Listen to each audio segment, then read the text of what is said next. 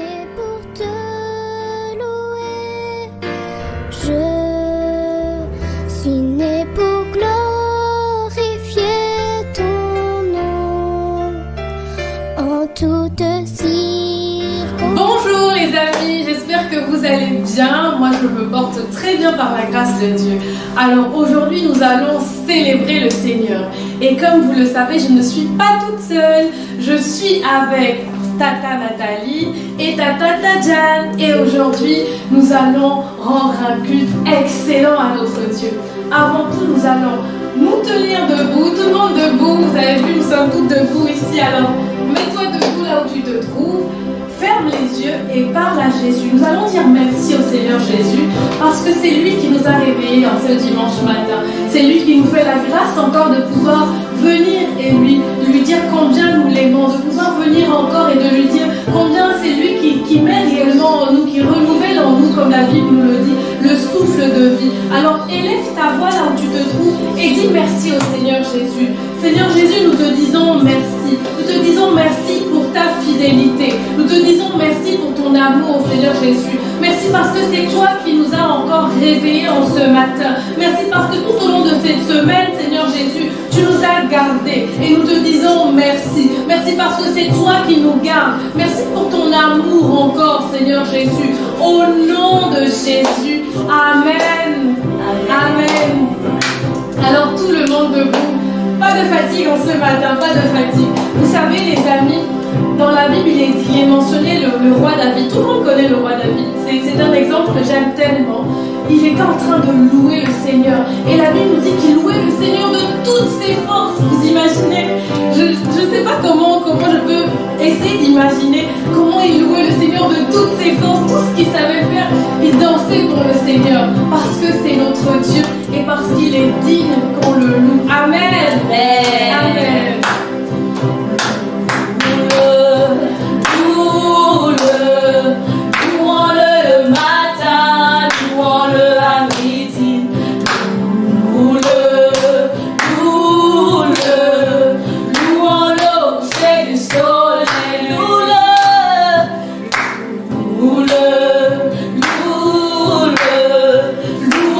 le matin, louons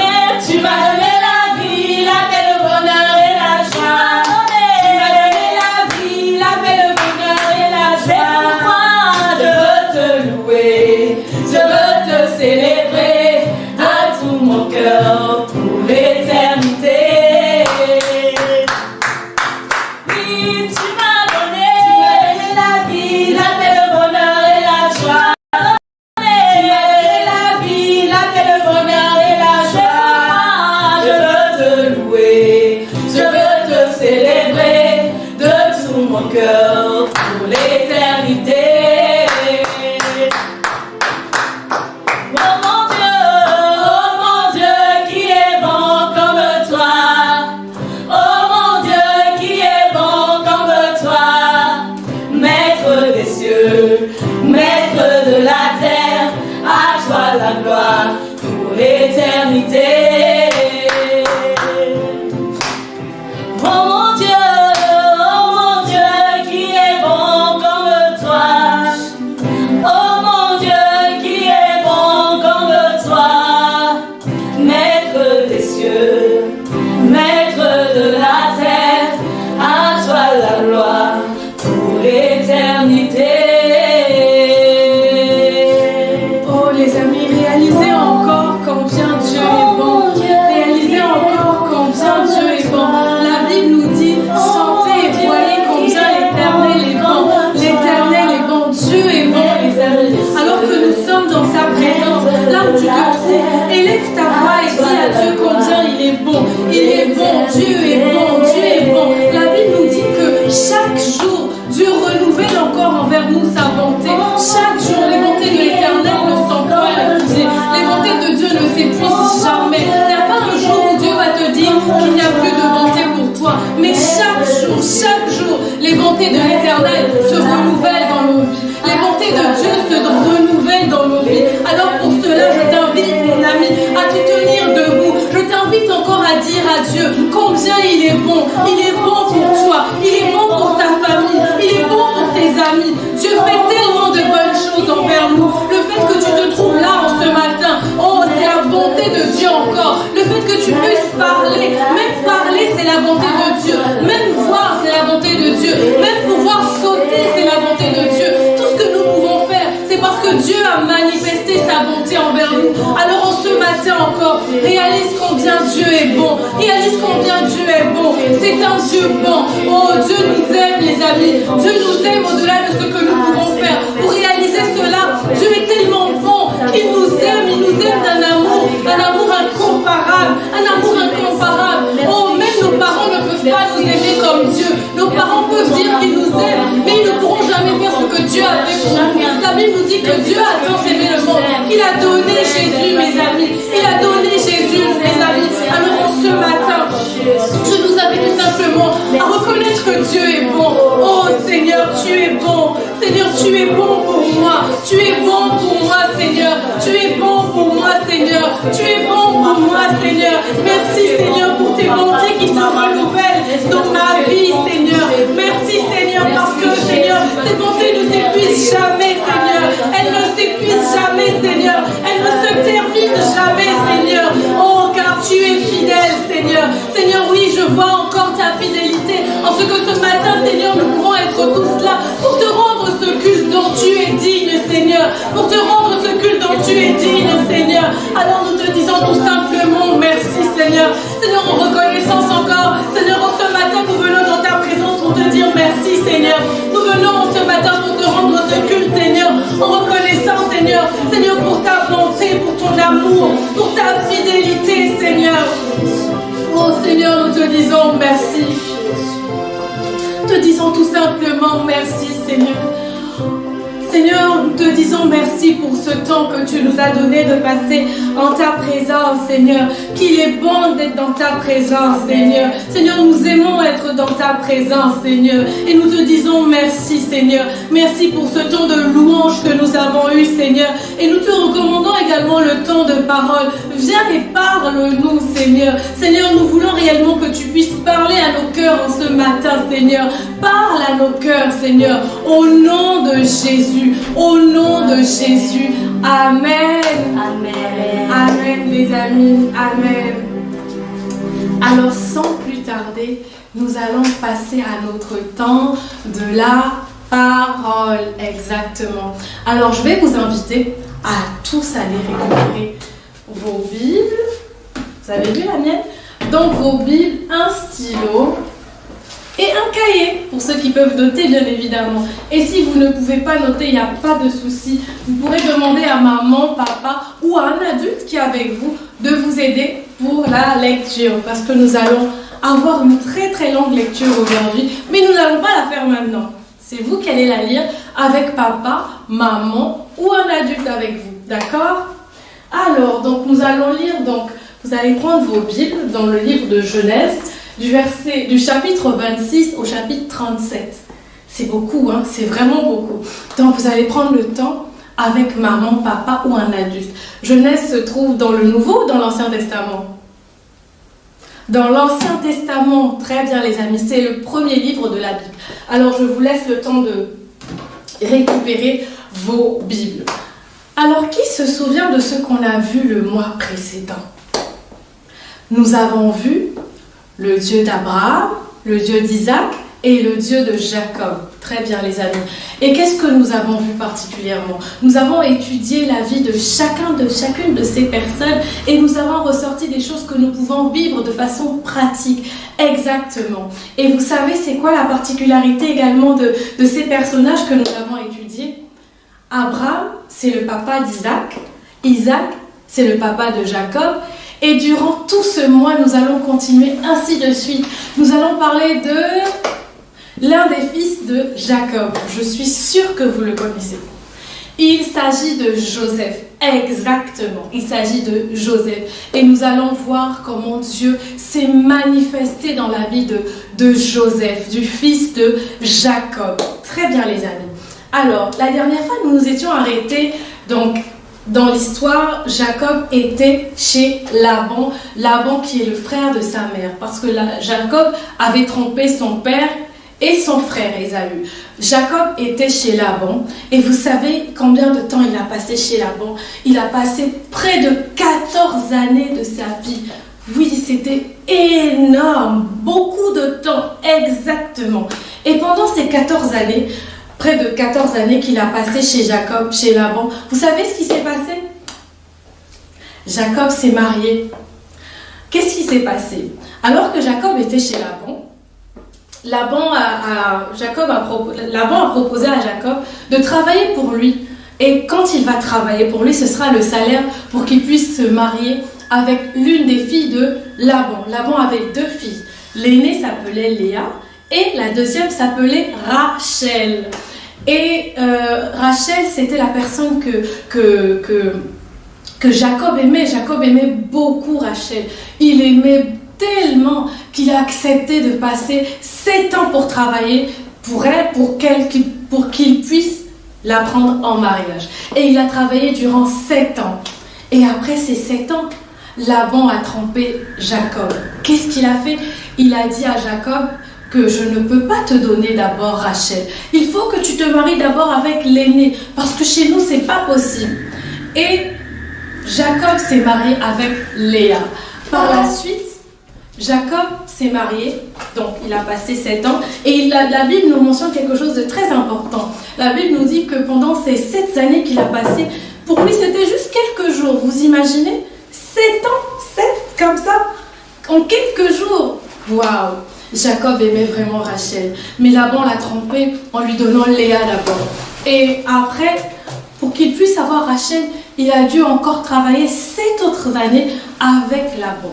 Donc il a passé 14 ans et en sortant de chez Laban, il était marié avec Léa et Rachel. Et la Bible nous dit quelque chose de très spécial les amis, vous savez.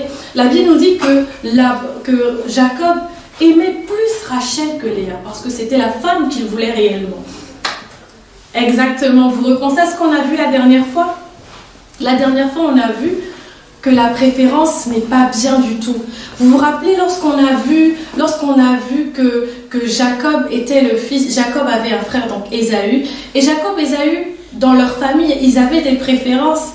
C'est-à-dire que Jacob était le fils chéri de sa maman, et que Ésaü était le fils chéri de son papa. Et c'est exactement ce qui s'est reproduit. Jacob avait choisi Rachel et il montrait clairement qu'il aimait plus Rachel que Léa.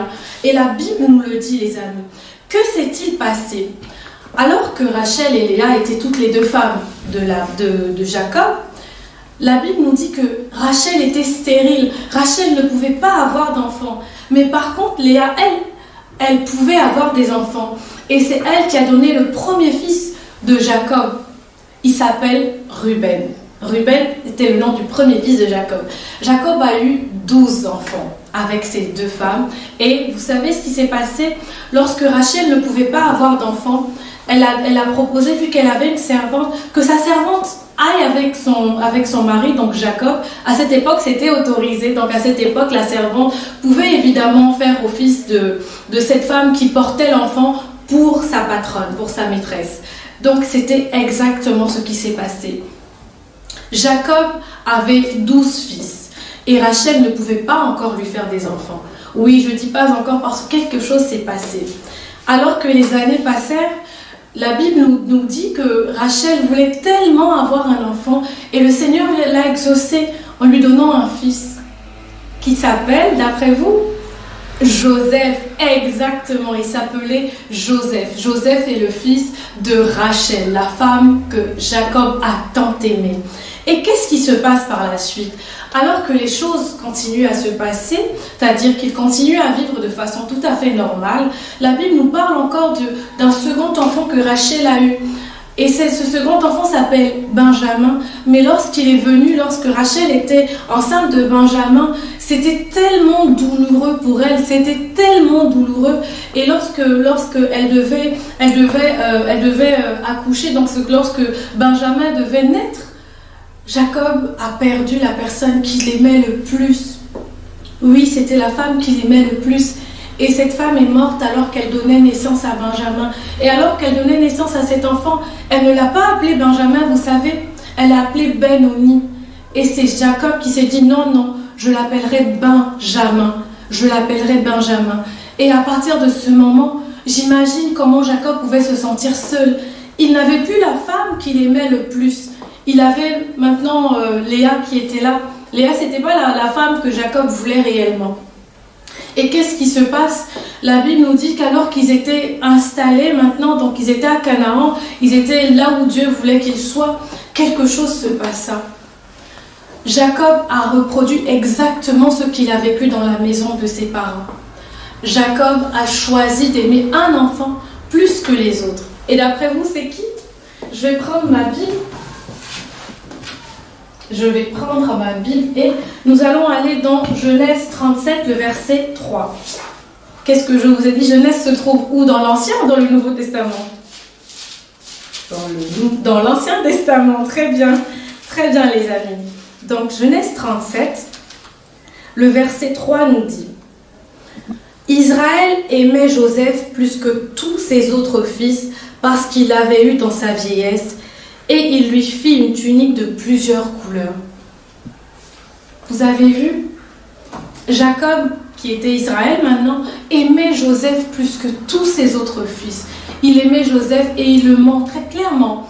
Parce que la Bible nous dit que Jacob avait fait une tunique de plusieurs couleurs. Vous imaginez? Un peu, bon, pas comme ma robe n'a pas beaucoup de couleurs. Mais imaginez une tunique avec des couleurs roses, bleues, rouges, toutes sortes de couleurs. Donc il y avait toutes ces couleurs sur une tunique. J'imagine comment la tunique pouvait être belle. Et Jacob avait fait cette tunique uniquement pour un de ses enfants, Joseph. Et il avait laissé tous les autres. Je rappelle que Jacob avait 12 fils et une fille. Mais il a choisi une seule personne pour lui faire une très belle tunique. Et la Bible continue en nous disant que Jacob avait une relation assez particulière avec son papa. Vous savez, Joseph plutôt avait une relation assez particulière avec son papa Jacob. Et qu'est-ce qui se passait? À chaque fois que Joseph était avec ses frères et qu'il venait chez son père, il rapportait tout ce qui se passait. Tout ce qui se passait. Et la Bible continue également. Donc la suite de ce passage nous dit quelque chose de très intéressant. On va continuer, donc on est dans Genèse 37, le verset 5, nous parle de quelque chose qui s'est passé dans la vie de Joseph. Vous avez envie de savoir comment? Allez, on prend nos Bibles les amis. La Bible nous dit, Joseph eut un songe et il le raconta à ses frères qui le haïrent encore davantage. Écoutez ce songe que j'ai eu. Nous étions à lier des gerbes au milieu des champs et voici ma gerbe se leva et se tint debout et vos gerbes l'entourèrent et se prosternèrent devant elle. Waouh! Waouh! Qu'est-ce que c'est un songe? Un songe, c'est un rêve que nous pouvons faire. Dans le cas de Joseph, c'est un rêve que Joseph avait fait. Et dans ce rêve, au travers de ce rêve, Dieu s'était révélé à lui pour lui raconter quelque chose, pour lui dire quelque chose qui allait se passer. Et Joseph, qu'est-ce qu'il a fait? Il est directement allé et il a raconté à ses frères. Et ses frères commençait à le détester. Vous savez, déjà, ses frères étaient très jaloux de lui. Parce que comment se fait-il dans une maison, il n'y a qu'un seul enfant qui a une tunique et tous les autres enfants, même l'aîné, parce que je vous rappelle que dans la leçon, je crois que la leçon du deuxième dimanche du mois d'octobre, on avait vu que Jacob avait un grand frère qui était l'aîné. Ésaü était l'aîné et il avait le droit d'aînesse. Et dans ce cas-là, c'était Ruben normalement qui était l'aîné. Et qu'est-ce qui se passe ? Son père a choisi un enfant, il a choisi Joseph, et c'est à Joseph qu'il a donné tout son amour. Donc tout l'amour qu'il devait donner aux autres, il a manifesté cela juste à Joseph. Qu'est-ce que ça veut dire avoir un enfant préféré ? Je suis sûre que vous avez déjà été dans cette situation. Ça veut dire tout simplement qu'à la maison, par exemple, on va faire quelque chose à l'un et pas à l'autre. Ou par exemple, même à l'école, parfois, la maîtresse peut tout simplement montrer de la préférence vis-à-vis d'un enfant. Et vous, on va tout simplement, non, mais c'est pas grave. Vous êtes déjà sûrement passé par ce genre de situation. Mais laissez-moi vous dire, les amis, que Dieu ne pense pas comme ça. Dieu ne pense pas comme ça. Dieu nous aime tous de la même façon. Et Dieu est bon envers nous tous de la même façon. Nous allons voir tout à l'heure ce passage, mais je vais déjà vous le montrer. Nous allons prendre nos Bibles dans le psaume 145, le verset 9.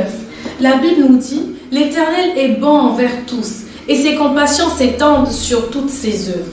L'Éternel est bon envers tous, et ses compassions s'étendent sur toutes ses œuvres. » Dieu est bon, les amis. Dieu est bon envers tout le monde. Dieu ne choisit pas Tata, ou il ne choisit pas ou Tata Nathalie qui était là, ou Tata Tadja. Non, Dieu n'est pas comme ça.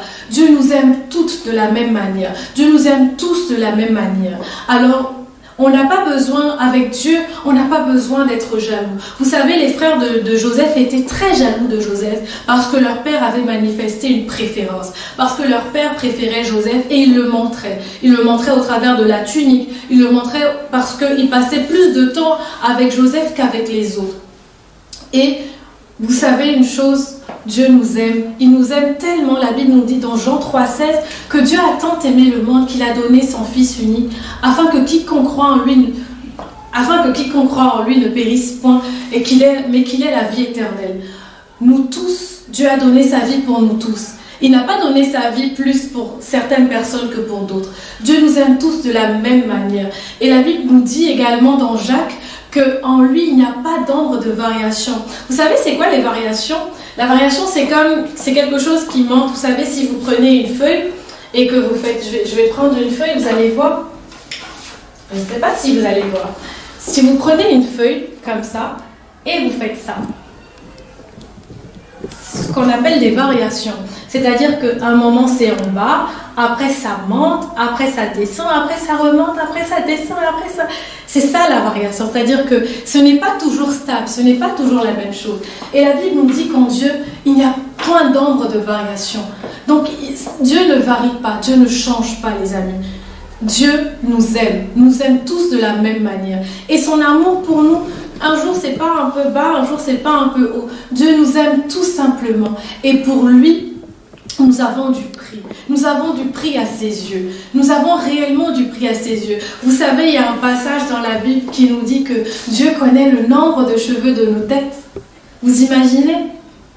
Vous imaginez le nombre de cheveux de nos têtes ? Je ne sais pas, voilà, s'imagine une personne qui a beaucoup de cheveux. Oui, Dieu connaît le nombre de cheveux de ta tête. Tu es tellement précieux aux yeux de Dieu qu'il connaît le nombre de cheveux de ta tête. Sachant que les cheveux tombent assez souvent, vous savez, mais Dieu connaît le nombre de cheveux de nos têtes. Les amis, Dieu nous aime.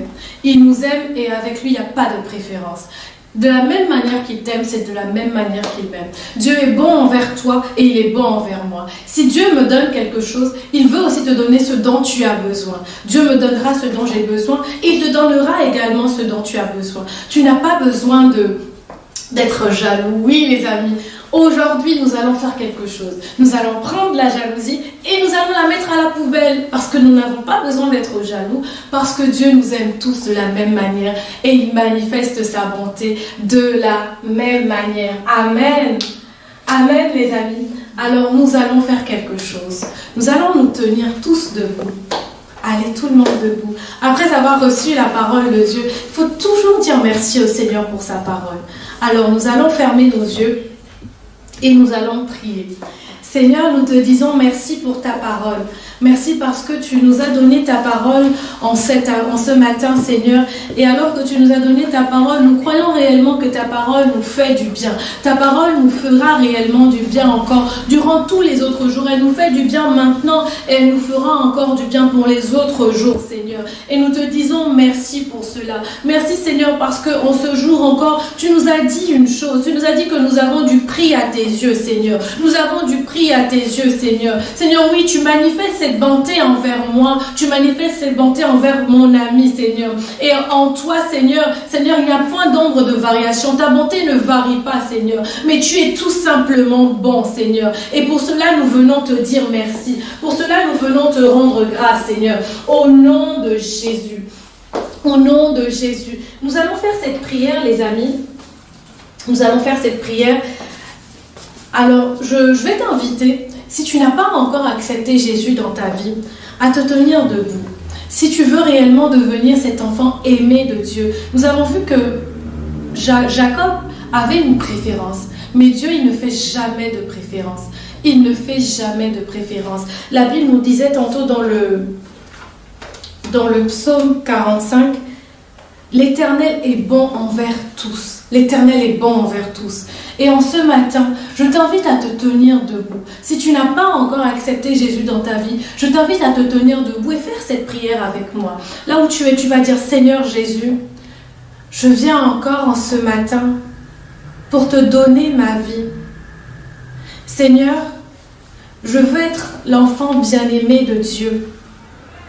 Seigneur, en ce matin, je choisis de t'accepter comme Seigneur et Sauveur de ma vie. Seigneur, je choisis de marcher selon ta parole et de vivre pour toi. Amen. Amen. Et toi qui as déjà fait ce pas avec le Seigneur Jésus, tu vas prier. Tu vas prier et tu vas prier pour ton cœur. Tu vas dire, Seigneur, donne-moi de réaliser que tu m'aimes. Donne-moi de réaliser que tu m'aimes et que réellement je peux me confier en toi. Que je peux me confier en toi au-delà de tout ce qui peut se faire.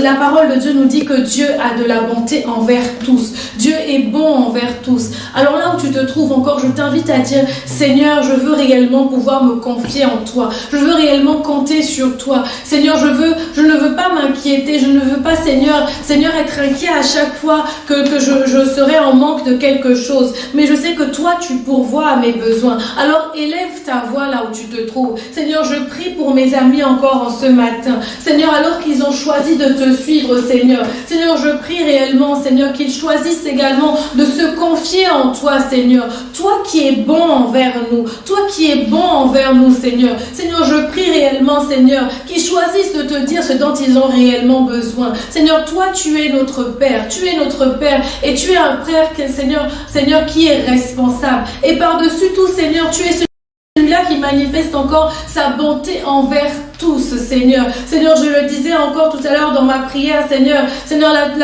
ta parole nous dit, Seigneur, que tes bontés se renouvellent chaque jour, Seigneur. Tu es bon, Seigneur, et tu es bon chaque jour. Il n'y a pas un jour où Seigneur, un de tes enfants va venir et tu vas dire à cet enfant qu'il n'y a plus de bonté pour toi. Non, Seigneur. Mais nous pouvons tout simplement tous venir à toi. Nous pouvons tout simplement tous venir à toi. Et je prie, Seigneur, ce matin que réellement, Seigneur, tu enlèves la jalousie, Seigneur, de chaque personne, Seigneur, qui regarde, Seigneur, ce culte. Tu enlèves la jalousie alors que nous sommes dans ta présence, Seigneur. Seigneur, tu nous dis que nous n'avons plus besoin d'être jaloux les uns des autres, Seigneur, parce que nous avons un papa qui n'a pas d'enfant préféré, un papa qui ne fait pas la différence, mais un papa qui donne tout simplement, un papa qui est bon et qui donne selon le besoin. Alors, Seigneur, je prie que réellement, Seigneur, toute forme de jalousie soit ôtée de nous, au nom de Jésus, au nom de Jésus, au nom de Jésus.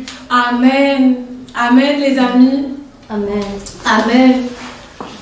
Alors, nous allons finir ces moments avec un chant.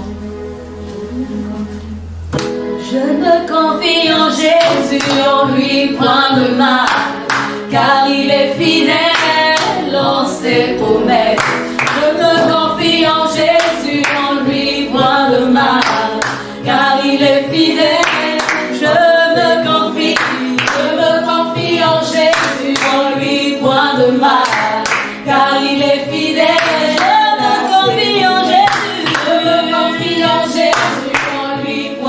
mal, car il est fidèle. Loué, loué, loué, loué, loué Jésus, oh, loué l'agneau. Loué, loué, loué Jésus, oh, loué l'agneau. Au ciel nous chanterons, alléluia, alléluia, alléluia, gloire à Dieu. Alléluia, et nous chanterons, alléluia, alléluia, gloire à Dieu. Au ciel nous chanterons, alléluia, et nous chanterons, alléluia, alléluia, gloire à Dieu. Alléluia, et nous chanterons, alléluia, alléluia, gloire à Dieu. Loué Jésus, oh, loué l'agneau.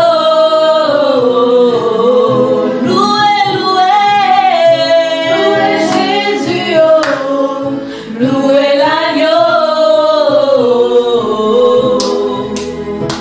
Amen.